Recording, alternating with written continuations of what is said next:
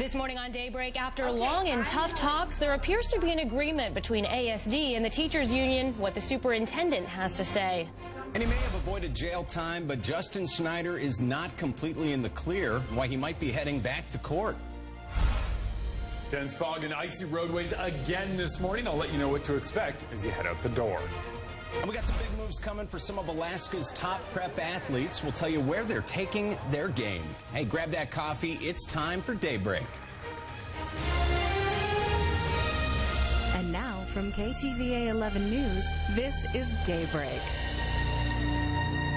All right, here we go. Good morning. I'm John Thompson. I'm Liz Raines. And I'm Jeremy Legoo. Thanks for waking up with Daybreak on this Thursday morning. Very good. It's just like you said, Jeremy. I noticed those roads really icy out there. I kind of slid around a little bit as I was heading into work this morning. Yeah, even an accident in the middle of the night. We don't know exactly what caused it, but I would not be shocked if icy roads were a factor, especially with what we have going on. And check this out. It is foggy again this morning. Kind of makes it look incredibly beautiful right here.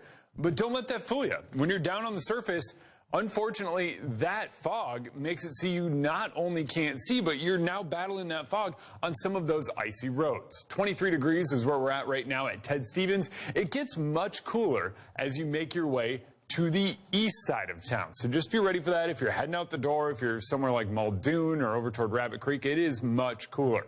Wasilla at 15, Palmer 24, Seward at 33. And we're looking at fog in the western Kenai as well this morning. So just be ready for that as you head out the door. There's our dense fog advisories in place for both the Anchorage Bowl and the western Kenai as we move through the morning hours. And notice it's not much in the way of precipitation. All that moisture is down at the surface. It's caused by the melting snow from yesterday's warmth. And then overnight, all of that condenses down at the surface and forms a really, really low-hanging cloud. That's basically what fog is. 33 degrees this afternoon under mostly sunny skies. We're talking about beautiful conditions, but once we get rid of that fog and icy roads, guys, it's going to be the case all week long. All right, definitely want to give yourself some extra time when you're heading into work this morning. Good idea. Absolutely. All right, thanks, Jeremy.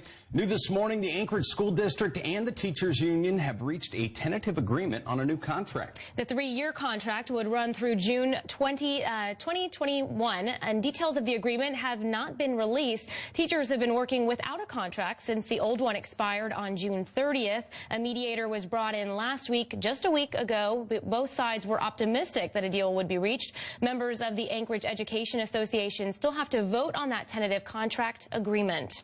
The superintendent, Dr. Dina Bishop, had this to say about the progress. She says the heart of our classrooms resides with our teachers, and this tentative agreement allows them and the district to move forward to achieve positive outcomes for our students. Murdered and Missing. A new report is painting a chilling picture of the violence against Alaska Native and American Indian women and girls. And it may come as no surprise that Alaska is high on that list. The report focused on Indigenous women who live in the urban areas. The data came from 71 cities in 29 states. Just over 500 cases were reported, most within the last decade. Now, the state with the highest number of cases was New Mexico, followed by Washington, Arizona, with Alaska ranking 4th. But when it comes to individual cities, Anchorage ranked 3rd on the list with 31 cases. Now, Senator Lisa Murkowski talked about the report on Wednesday, flanked by Senate colleagues. Murkowski said Canada has invested millions into looking into missing Indigenous women in British Columbia, and she wants the United States to do more. More than $54 million that Canada has spent on that effort in just that one portion of their country. How much have we invested here? About zero. About zero is what we're told. We have more than a duty to act on this. Now, one step taken to change this, the Senate Committee on Indian Affairs passed an act that would require the Justice Department to come up with better ways to report violent crimes against Indigenous people, as well as better coordination from law enforcement to investigate these cases. That act still needs to be voted on by the full Senate. Well, a high-profile case with a Native woman at the center may be headed back to court. Court records show that a woman has filed a civil suit against Justin Schneider. The Anchorage Daily News reports that Jane Doe, listed in the filing, is the woman Schneider picked up last year, strangled to the point of unconsciousness and then masturbated on. Now, Schneider was originally indicted on 4 counts, including kidnapping and assault. However, in a plea deal, he accepted a 2-year sentence in exchange for pleading guilty to 1 count of assault. Schneider received credit for time he spent living at home with an ankle monitor. The 2nd year of his sentence was suspended. Now, in the filing, the paper reports, quote, Jane Doe is asking for damages for intentional infliction of emotional distress. This month, former Anchorage Police Lieutenant Anthony Henry won his wrongful termination suit against the municipality of Anchorage. A federal jury awarded him more than $2 million. It's a tab the director of the city's Office of Management and Budget says taxpayers will eventually pick up. We have basically a savings account, and first thing we do is we pay those settlements when the judgments come through, judgments or settlements. When those are issued, then we pay them out of that account. Then we replenish that account when we set the tax cap the following year. It's the way the tax cap is built, so basically we take it out of our savings and then we replenish our savings. For the average home valued at $350,000, $1 million equates to about $3 for the taxpayer. For a $2.3 million settlement, the amount is around $7. But that's just the settlement. The cost of litigation is another expense. According to the Muni, the total legal fees had reached nearly $1.6 million at the last invoice paid in August. That amount does not include work during September or the month-long trial in federal court.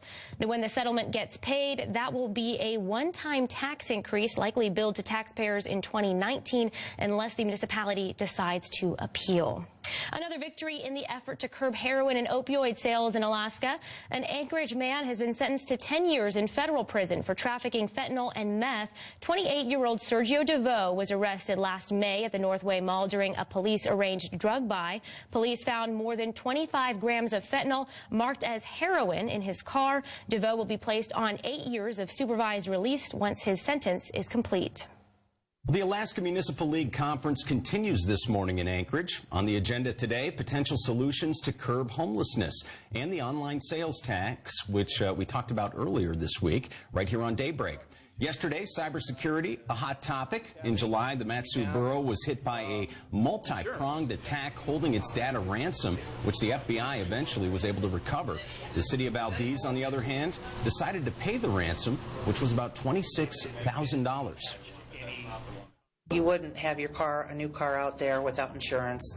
You wouldn't have your home without insurance if it burned down. Well, we're now in that era of knowing that there are criminals and thieves out there who have one goal, and that's to find some way into someone's system, government or not, lock up your data and make you pay for it. It's robbery in today's, electronic world. Well, the Matsu Borough is still recovering from the attack. They're about 95% back to normal. Their IT director says the total cost will be more than $2 million when it's all said and done. So, wow. New era for sure. Really, definitely new frontier that they're having to wade through there. But they're addressing it. Yeah, that's right. Well, hey, new federal guidelines concerning alcohol consumption. How many may be too many when it comes to cocktails to drink in a week? Hey, plus soon to be a family affair at a top university on the West Coast. Find out where the reigning Alaska Gatorade Player of the Year will be taking her talents. 6:08, 23 degrees outside. Good morning.